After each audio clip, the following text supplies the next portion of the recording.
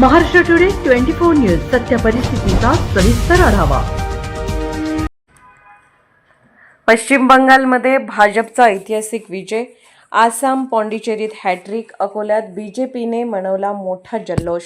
अकोल्यामध्ये सोमवार दिनांक 4 मे रोजी पश्चिम बंगाल विधानसभा निवडणुकीत भारतीय जनता पक्षाने ऐतिहासिक विजय मिळवत इतिहास रचला, तर आसाम आणि पॉंडिचेरीमध्ये लागोपाठ तिसऱ्यांदा सत्ता मिळवत भाजप एनडीएने हॅट्रिक साधली।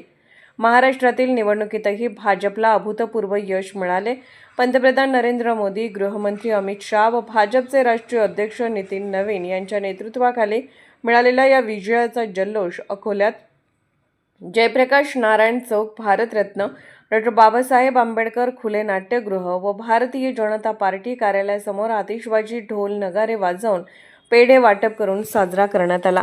यावेळी आमदार रणधीर सावरकर, महानगर अध्यक्ष जयंत मसने, विजय अग्रवाल, महापौर शारदाताई खेडकर, उपमहापौर अमोल गोगे यांच्यासह शेकडो कार्यकर्ते तथा पदाधिकारी उपस्थित होते।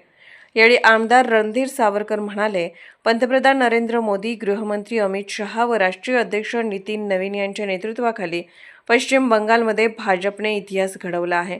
तुष्टीकरणाच्या राजकारणाला जनतेने नाकारले। आसाम व पॉंडिचेरीत हॅट्रिक करून जनतेने विकास, हिंदुत्व व राष्ट्रवादावर शिक्कामोर्तब केले।